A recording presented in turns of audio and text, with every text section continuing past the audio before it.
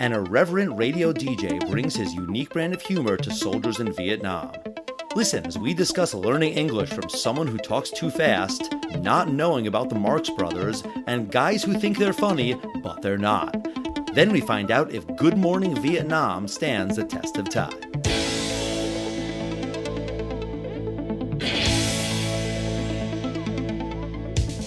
Test of time, James and Alan have their say. Do the movies you love still hold up today? James says gladiator with a glut. Alan says as a father, blah blah. It's the test of time, James and Alan have their say. Do the movies you love still hold up today? Test of time, James and Alan have their say. Do the movies you love still hold up today? Good morning, Internet! I don't know if Internet was the funniest way to start that, but I couldn't think of anything better. Welcome to the Test of Time. I am Alan Noah, and you are James Brief. I am James Brief. I would have gone with Good Morning Podcasters. Good morning, Test of Time. I think Internet is better because, we're the podcasters and we're the Test of Time. So it's who I'm talking to. Podcast listeners. That doesn't have the same ring. It doesn't have the same ring. We can go through every single person's name that we think might be listening. What, what was that show? Romper Room, where they said all the names? I think Internet was the right call. I disagree. Okay, fine. But I want to catch up on a little Robin Williams, because the man has a few classics we've all seen dozens of times. Mrs. Doubtfire and Good Will Hunting, and just some of the stuff that are just classics. But there's so many things in his library that I've seen once or no times. This is a film from director Barry Levinson. It's about the Vietnam War, one of his first real breakout Robin Williams starring film. Right. And you mentioned that we were coming on the 10th anniversary of Robin Williams' death, and I try to be good about anniversaries and things like that. That was completely not on my radar, so thank you for bringing that up. And you were right that we haven't done a Robin Williams movie in some time. I thought that I had never seen Good Morning Vietnam, and as I was watching it the other day, I'm like, no, I've seen this before, but just once. There were certain moments that felt familiar. I didn't remember most of it. But yeah, this seemed like the Robin Williams movie to do on such an occasion, just because we've already done Mrs. Doubtfire and Good Will Hunting and Aladdin, I guess. There's a lot more to do. There's comedies, there's indie movies, there's dramedies, there's straight up dramas. We can and we should do more. But yeah, it is kind of fucking crazy that the guy's been gone 10 years. But Good Morning Vietnam, for anyone who doesn't remember, is about Adrian Cronauer, an energetic radio DJ. Cronauer travels to Saigon during the Vietnam War to host an army radio show. With his unconventional and humorous style, he quickly becomes popular among the soldiers, providing much-needed laughter and relief from the tensions of war. His catchphrase, Good Morning Vietnam! Oh, that was good. We did that in perfect unison. Becomes iconic. However, Cronauer's unorthodox approach clashes with his superiors, particularly the strict Lieutenant Hulk and the stern Sergeant Dickerson. They disapprove of Cronauer's comedic antics and free-spirited attitude, preferring a more controlled and sanitized broadcast. Meanwhile, Cronauer befriends a local Vietnamese man named Tuan and tries to woo his sister Trin. Through these relationships, he gains a deeper understanding of the local culture and the harsh realities faced by the Vietnamese people. Unfortunately, Tuan is a member of the Viet Cong, which causes Cronauer to be discharged.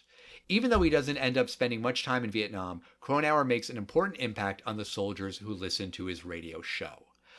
I know it's a beloved movie and won a lot of awards, Oscars, Golden Globes, but was it a box office hit? The film was a huge hit. I mean, it's almost a perfect vehicle for Robin Williams. It's the kind of film that as you're watching it, you can tell there must be 8 hours of outtakes in a vault somewhere. Oh, sure. Just like you've heard that Disney just has hours and hours of the Genie outtakes. Yeah. This film had a $13 million budget, opened on Christmas 1987, but more wide on January 15th, 1988. Probably one of those things to, qualify for awards. Yeah. And it opened at number 1 in January with $11 million, on its way to $123 million domestically. Wow. So, that is long legs. That's a 10 times multiplier, 11 times multiplier. I don't think there's another person alive in 1988 that could have done this film the way that Robin Williams did it. Right. I totally agree. He leaps off the screen and his energy and his comedy feels very natural. That's what he was known for, was just being able to riff. And a lot of this movie is him riffing, especially in the beginning part. Like the first hour really contains a lot of these riffs. And I think that from a test of time perspective, there are some of these references that he makes that I kind of don't get. And I think that's not Robin Williams' fault. I don't think that's the script's fault. I think that's just, the passage of time. This movie comes out in 87 and it takes place in 65. So a lot of those references are going to be understood by many people who are seeing the movie when it first comes out. Not everyone, of course, depending on age, experience, yada, yada, yada. But you're more likely to get all of those name drops and all of those things where I missed some for sure. Oh, absolutely. I mean, it's the equivalent of a film coming out now and they're making references to, Nelly and Usher in the early 2000s. It's really that relatively recent, even though, the 80s and the 60s are very different eras.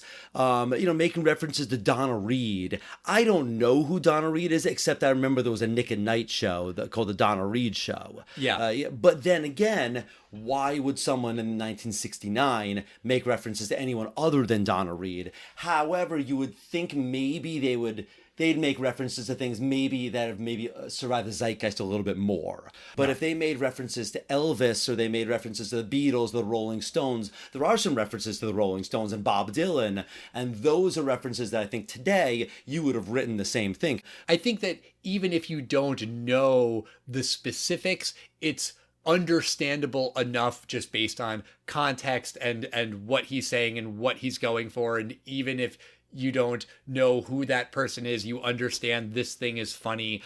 One that caught my ear was he says, I think Bruno Kirby says, "Oh, you should be funny like a Marx brother." I don't know who the fucking Marx Brothers are. I worked with a guy who was maybe 10 or 15 years older than me, and he loved the Marx Brothers. I remember he said to me once, "Well, you like comedy, you must love the Marx Brothers." And I was like, no. I mean, I've heard of them, but I don't know jack fucking shit about the Marx Brothers. Do you? All I know is that the Hitler mustache was also kind of one of the Grouch Brothers had one of those mustaches. You said the Grouch Brothers because one of them was Groucho. Groucho. Yeah, sorry, I think it was maybe Groucho.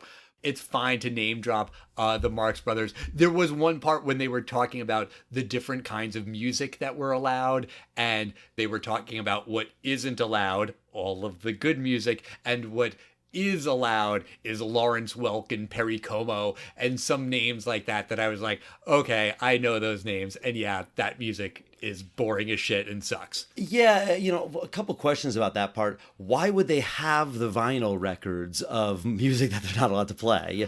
Right. It's Vietnam. It's not like it's, in the middle of San Francisco where someone could just sneak them in. Sure. What are they doing sitting there? Just clean them out. You're the supervisor if you don't like that stuff. But the first half of this film, it reminded me a lot about Private Parts with Howard Stern. Okay. Where it was like the radio station supervisors don't really like what he's doing. And it's just not bad enough. I understood why the NBC guys were not big fans of some of the stuff Howard Stern was saying on the radio waves, because at least that made sense that these conservative guys wouldn't like it.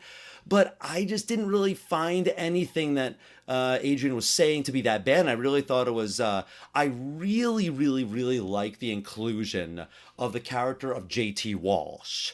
got that great Texas accent. Yeah. We saw him in another film you did not like that I did, Breakdown. Okay. He's a trucker in that film. Right. But he gets it. He gets the fact that there's an underlying... I like the exposition in this film about the escalation of the Vietnam War, and that's through the typewriter faxes that they get. This old man gets it, and he's yelling at the other guy. He's like, stop worrying what he's saying. If the soldiers get a moment of laughter, a lot of these guys are going to their death. There's a terrible scene where, it's a very emotional scene where Adrian wants to quit, and then he does an impromptu live show. You were seeing truck after truck after truck of boys, 18 to 25. They're not all coming back, right. Or certainly not all of their limbs are coming back. Do you know what weapon of war was introduced in Vietnam that forever changed all warfare? And it has to do with my father's field. That my father was a combat surgeon in Vietnam. Agent Orange? No, the helicopter. Oh. So World War II, Korea, and everything beyond, you get injured. There were evac teams that they would get you on the stretcher, maybe get you into a Jeep. It could take hours. But Vietnam, some of these boys were in my dad's hooch, the tent that they operated, 8 minutes from injury to being there. That is radically different. But what that does is it leaves a lot more people injured. Right. They come home gravely wounded as opposed to dying, which they would have died in World War II. Right. So they come home, so it's a lot more gruesome. I really like that the Army gets it, that there's a guy that's making the people laugh, and that's what you need. And you may have to censor some stuff from them. I kind of didn't even mind some of the censorship. Why do these people need to know some of this stuff about gruesome stuff? They need to know about bombings in the civilian areas, yes, but they need laughter. Well, I think kind of what you're getting at is this sense of foreboding. There is a real sense of looming horror throughout the first half of this movie. First off, because the name of the movie is Good Morning Vietnam. The word Vietnam being in the title, I think, is very, very important. Because of the catchphrase, sure, but also for audiences. Because when the movie starts, there's so much just manic Robin Williams energy and great music and rock and roll, and it's fun. But wait a second, this is a movie about Vietnam. So you watching the movie in 1987 or 88 or now 2024, you know bad shit is coming. And what you were talking about with the typewriter, that is cluing you in, where we see how the war's escalating. There's going to be more soldiers being sent to Vietnam. They use the word police action. This is not a war yet. I was getting tense watching this movie in the beginning because I was just waiting for the other shoe to drop. And it takes a while. The bomb that blows up Jimmy Wa's bar, that's the first carnage, death that we see in the movie. That's 62 minutes in. I wrote it down. That's a lot of movie you see before that where things are fairly light. Right. Unlike any other war films that we've reviewed in this film, in this podcast, sometimes while it's a tragic war, there's senses of hope. Glory ends, everyone dies. Right. But they died in what ultimately was the preservation of the Union and, ultimately what is seen as probably a positive outcome of a terrible civil war. World War II films, as tragic as Schindler's List is, it ends well. It ends with the liberation. You got to go through World War II before you get to the Nazis losing. And, right. But Vietnam is probably the first war that America really loses, or rather, certainly doesn't win. The fact that it was escalating, the soldiers in Vietnam didn't necessarily know what was going on about how bad things were getting and what was going on at home and how much or little people supported this war. And the news is being censored, so exactly. so they're not hearing it. And how else are they going to get the information? Right. It's not like they have their own televisions. It's just very interesting you mentioned that it was about an hour into the film and why haven't we seen the carnage yet? I was watching this film with someone. There's a scene when they mention that Charlie or it's VC territory, Viet Cong, right. are along this road Adrian and Forrest Whitaker's character are driving, we were both like, they're definitely getting attacked on this road, and goodbye Forrest Whitaker's character, bye. Oh, and we were wondering, do you think they have the guts to kill Adrian here? And the last 20 minutes will be about like mourning his death. So did you suspect that Tuan was Viet Cong? No, absolutely not. I didn't think it was altogether subtle when he comes running and pulls him out of Jimmy Wa's bar right before it blows up. And I did see it before, but I really didn't remember. I thought that was like, well, clearly he knew that the place was going to blow up. And I do think that the movie does a good job of showing the relationship between Adrian and Tuan. I think my problem with it is that the only reason he befriends Tuan is because he's trying to have sex with his sister. And the only reason he wants to have sex with the sister is because she's pretty and he's lonely and he's horny, which is fine, but she very clearly rebuffs his advances and he just doesn't stop. And this is a thing we've seen in a million other movies. It's not a problem with just Good Morning Vietnam, but it's like, she's not interested. Back off? Forget it? Oh, I have to slightly disagree. You say, and he just doesn't back off. He does. I actually think it's a nice thing in this film that he doesn't get with her in the end. He's not, he does back off. It may take him too many hints, but he pursues her. He befriends her brother because the brother's like, that's the only way you will ever have a chance is through her family. And he's like, oh, well then come with me to the bar and meet my friends. And he is using Tuan. That's fair. That's completely fair. But I do appreciate that he does not get with her in the end. As they're wrapping it up and he's saying goodbye to everyone, making a tour around, I was really hoping he doesn't go to her and say, come with me back to the States. Yes, that would have been really fucking stupid. Even worse would be if she said yes after saying no all those times. Right. They do not belong together, and she realizes that more than he does. Although there is one part where he says, look, you don't want to be with me. That's fine. Can we just hang out? I just like your company. I just like being around you. I like that moment. The love story, to me, it's not really a love story, but it felt a little bit forced. And then in a way, it sort of serves the story because Tuan is right to be pissed at Adrian because, he feels used and he's right to feel used. And then Adrian's like, well, you used me. And so it's not a perfect relationship. Even still, Tuan does save him. When he finds out that Adrian was attacked by the VC, he goes and saves him because they are friends, because even though he hates Americans and he hates the army and he hates the war and he hates all of it, which he is completely justified in, he does like this one guy. So, of course, he's going to save his life, but also, of course, they're not going to be friends and be best pals forever because in the definition of the war, they are enemies. Yeah, and another thing that was very different about the Vietnam War that had happened in World War II and won, and almost every civil war certainly, is that you no longer have uniformed enemies. You don't know who the enemy is. Yeah. Everyone's mixed in with the population, and you didn't know who was VC and who wasn't. So it kind of makes sense that he was. I kind of liked his speech in the end. It wasn't too, after the fact grandstanding about bad America. It was just, hey, from my perspective, you guys are the enemy. I'm not the enemy. Right. And it's a fair thing for any indigenous people to think. And do you know Vietnam was controlled by before America came in there? No.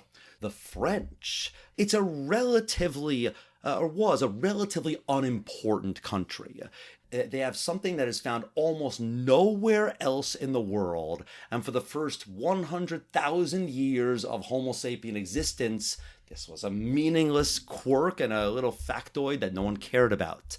But then in the late 19th century, it became very important that a certain tree that grows almost exclusively in Vietnam, and that is the rubber tree. Okay. And this coincided right with the invention of the automobile. Mm-hmm. And suddenly, just like the Middle East, after, being relatively, it doesn't have resources that the world cared about, suddenly has oil that runs the world. There is a very, very big need for rubber. what is the most important tire factory slash food award serving company? Michelin? Michelin. What kind of name is Michelin? French. It's French. The Michelin Company, its world headquarters was founded in Vietnam, and that's where it all comes from. So suddenly, Vietnam is an incredibly important place. And there was a very, very big sort of civil war. The French did not treat the Vietnamese well, and then the Vietnamese tried to come to America to help them get the French out, but America couldn't really fight against the French because they were our allies in World War II. Who did the Vietnamese go to? Russia? The Soviets. The Soviets are willing to help them. So Vietnam becomes this kind of proxy war where America wants to fight Soviet Union, but we don't want to fight each other, so we support the South Vietnamese, and then there's the North Vietnamese, and then America itself gets involved, and it's just, these people have been just shuffled back and forth by all these other people, and now the Americans are coming in. The Americans are saying, we're not here to conquer, well, we're just here to help you. We want to do what we did to the Koreans, but there's a lot of stuff there, and this boy is, he also finds, hey, this American guy's not bad. You know, it's important that for both of these guys to learn this, that Adrian learns that this quote-unquote terrorist is, he's just a kid, and he knows who he is as a person, but at the same way, this kid who's led to the death of half a dozen people, he learns that maybe not all Americans are bad. After Tuan gives that very heartfelt speech, I did kind of hate Adrian's line, which is, I've only been in Vietnam for 5 months and my best friend is a Viet Cong. This isn't gonna look good on my resume.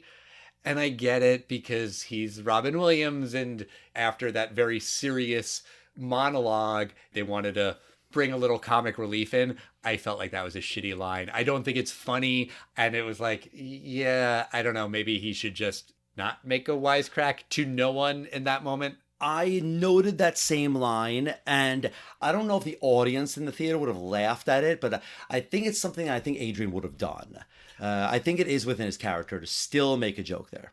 Okay, he's the radio DJ, but also because he's trying to pursue this woman, he decides that he's going to teach English. Oh, God. Which I felt like that was really out of left field, and I didn't remember that part of the movie at all. They have some comedy that comes from it, but that felt unrealistic to me, that he would be there on this army base to be a radio DJ, and that's his job for 8 hours a day, which, by the way, that's a fucking long time to be an on-air radio personality. I mean, I realize 8 hours a day for a job isn't a lot, but that's a lot.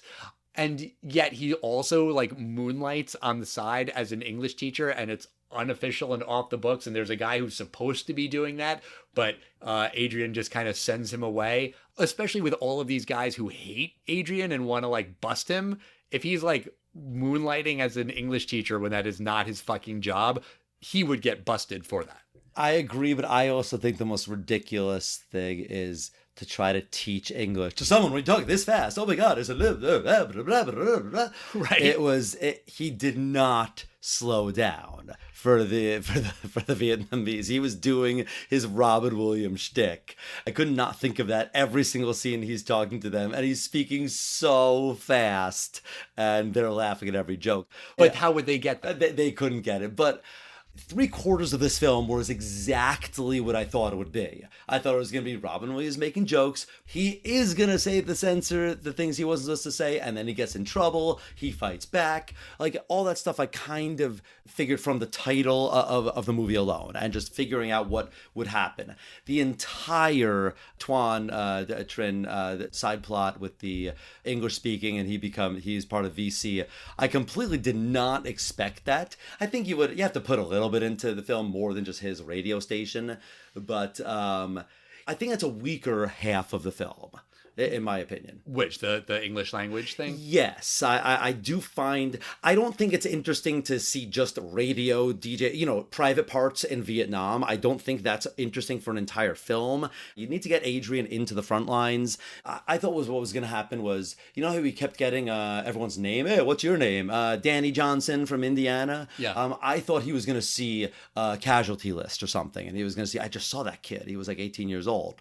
You know, something I didn't know until I was looking it up earlier, that there was a real guy, Adrian Cronauer, and this movie is very, very, very loosely based on his story.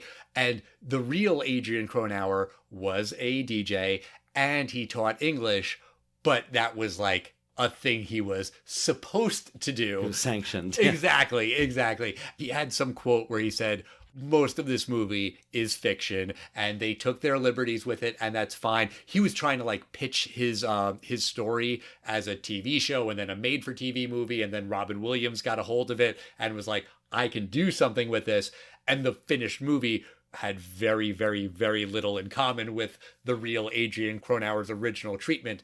But the real Adrian said that if he did half of the shit that happens in the movie, he would have been court-martialed, which seems fair. That seems realistic. Yeah, and the J.T. Walsh character, the character, the older man that I did like, I agreed with him when he said he should have been suspended for... He tells everyone about the bombing because he wants the soldiers to know it's not safe to just go on your days off. That's important for them to know. Right. But there still is importance. If you're going to have this guy in the air, he needs to listen to the chain of command. You don't fire him. You don't put him in. You don't throw him in the brig. The brig, yeah. But I thought a suspension was appropriate. But I thought it was appropriate to put him back on. I just thought there was a little bit missing from just straight up Adrian versus superiors on the radio. And you can almost tell that if this is based on a true story that, yeah, they had to write some subplots in. I'm glad there wasn't a fulfilled love story, though. Adrian has Dickerson, who is, advocating for him. He brings him in. He wants Adrian to distract the troops.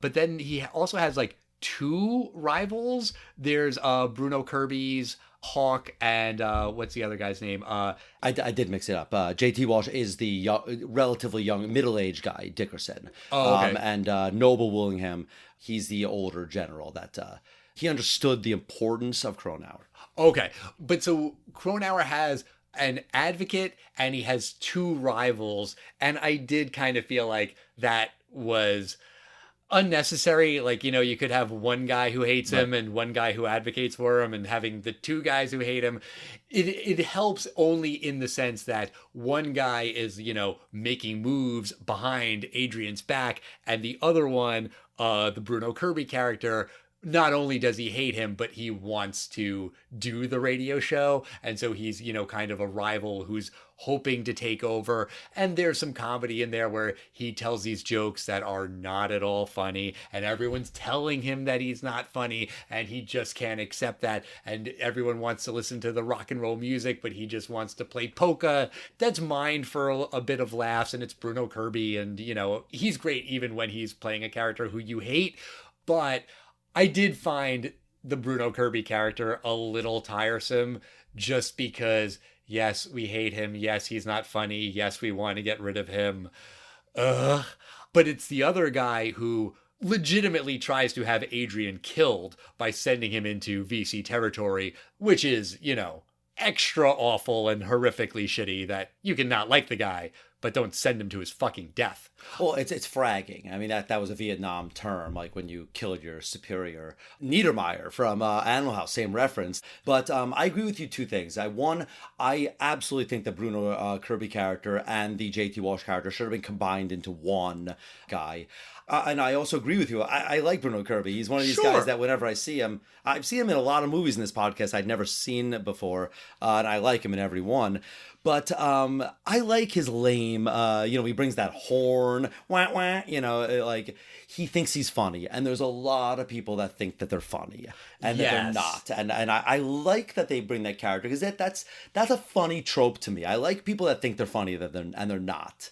That's always a good character. But those people can be fucking dangerous. Yeah. That also is just relatable. In this movie about Vietnam, not everyone's been to Vietnam. Not everyone's been in war. Not everyone can relate to seeing a bar blow up and, watching people die. But everyone can relate to knowing a guy who thinks he's really fucking funny, but he isn't really fucking funny. Yeah. One of my favorite things in this film was the transition from DJ to DJ that they did about half a dozen times. I loved it. It would be Robin Williams like, hey, it's Richard Nixon, Vietnam, and now I'm going to turn the microphone over to Sam Kirby, and then he's just going to go, hi, Adrian, thanks a lot. That was Adrian Cronauer, and now here's some Perry Como. It was just such a crash that went from Robin Williams to the next guy, and they Depends. did. And then Robert Wool, he could do it. Robert Wool is one guy. He tried to do a little bit of that transition, especially when he had to take over. I kind of appreciated they gave us that little thing about every time Adrian was not there for whatever reason, they would say, Adrian Cronauer's on assignment right now. I'm not saying I like that the Army did that. That was well written into the film. I just like that little thing. They didn't have to even say anything about why he wasn't there. They could have just said, I'm on today in place of Adrian Cronauer. But I just like that line, like, as if, like, oh, he's doing official, dude. He can't do his silly little radio show. Right. And because Adrian is a radio DJ, obviously there is great music. I feel like this is 3 weeks in a row we've talked about movies that have pretty fucking great soundtracks. The soundtrack for this movie is phenomenal. It fucking better be, because it's about 1960s rock and roll. There's a lot to choose from. Oh, yeah. That was one of my favorite Ricky Gervais the stand-up specials. He's got a whole thing about war, and he talks about the Falkland Islands War, and he talks about every little quirk about every war, how there's something funny about every war. And then he just goes, Vietnam War, best soundtrack. That's a great line. And it does. Vietnam War, I mean, it's got the best soundtrack. It does. It's just something that brings you right to a place, this music. When he's saying goodbye, they play Warmth of the Sun by the Beach Boys, which I love. It's very appropriate. There is an anachronism on the soundtrack, What a Wonderful World, which is maybe a perfect song. Is that from the 70s? What a Wonderful World came out in 1967. And this movie takes place in 65. And Barry Levinson knew that, and he was aware of it. And he was like, well, fuck it. I'm putting it in the movie anyway. And it works. It works for what the movie is going for. And only a fucking douchebag podcaster would be like, well, actually, technically, whatever. It's fine. Maybe he played it in some club in the early 60s. I don't think so. I don't think Adrian Cronauer would have had a record of it at that time.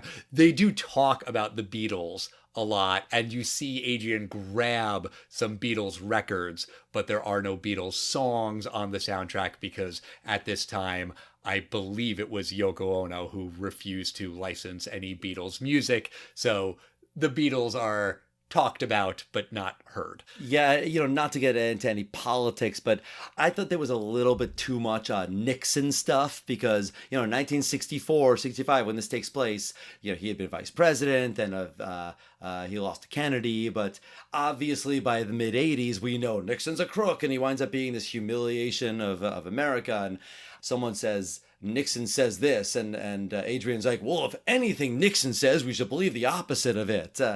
One, it was like, there's too many Nixon things. And second, I was just thinking, it doesn't really matter what side of the political fence you're on.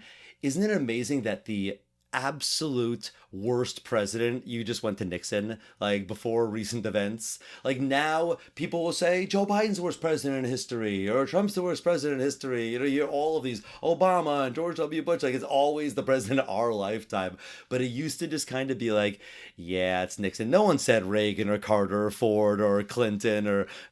Yeah, but now there is some Nixon revisionism where that's like, actually, he wasn't that bad. Well, I mean, he made the EPA. Could you imagine that the Republicans making the Environmental Protection Agency? But yes, Nixon was not a good president. Neither was Buchanan. Sure. But let me ask you, James, what do you think about Good Morning Vietnam? Do you think the movie stands a test of time? This film was actually a lot different than I thought it would be. They never get to the carnage of Vietnam. There's a bombing and you see a guy being carried away on a stretcher or something, but I don't think director Barry Levinson's an idiot. I think he was well aware that in '86 you had Kubrick's working on a Vietnam film, and Oliver Stone's got Platoon. You got Casualties of War with Michael J. Fox, Hamburger Hill, and you got so many of these films. Even Chuck Norris making the mission and action films of Vietnam. Vietnam, everyone knows that it's carnage, and that's kind of why a lot of those films I'd mentioned, you may have heard of Platoon, which won Best Picture, and Full Metal Jacket, but I don't know if you knew about Casualties of War and Hamburger Hill.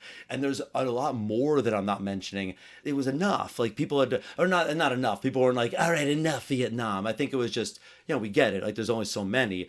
I think Levinson decided, I'm not going to make another war film like this.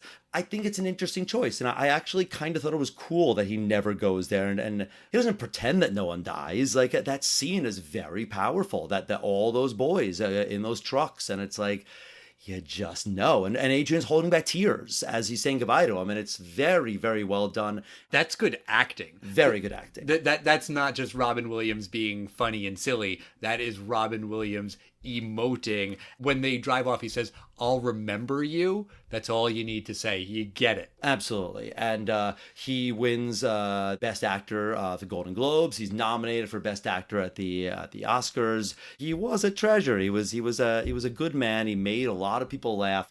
I don't think the film really needed the entire subplot of the English school. I think it's fine. I think it's funny. I think it works well enough. It helps the story in a little way of you're able to see some violent stuff in Vietnam.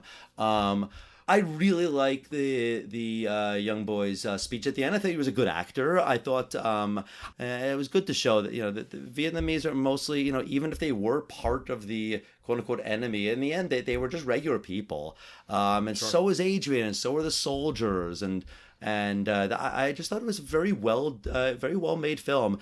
I thought it was going to be good, fun, but I was more entertained, and it was more thought-provoking than I thought. So it stands the test of time. I like this film. And what do you think, Al? Does this film stand the test of time? Of course. Yeah. I mean, I think that for people our age, you and I were both born in 1979, we don't know about the Vietnam War other than what we've heard from our parents, what we've heard from people who are older than us, and what we've seen in, as you mentioned, there's a fuck ton of Vietnam movies, and I feel like that's where I have more of my education about the war. If you ask me what do I know about Vietnam War, a lot of it comes from movies. I guess some from high school or whatever.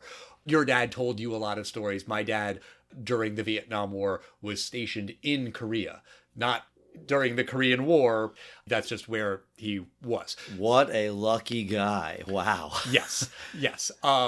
Regardless, I was worried about this movie in terms of tone, because I think that you can do comedy and also talk about something serious. I think that is very timely now here in 2024. Every movie or every TV show that's a comedy is also dealing with dark stuff. When The Bear got nominated for like 23 Emmys in the comedy category, people were like, have you seen The Bear? This is a fucking comedy? Well, it is, but also it's very serious. And I think this movie does a good job of balancing those two tones, of doing the funny, silly stuff and doing the really dark, depressing shit. This is about a war where a lot of fucking people died and a lot of people were traumatized, and the movie doesn't run away from that. It doesn't spend its whole time dealing with that and really reveling in the darkness, but it addresses it and it deals with it in a way that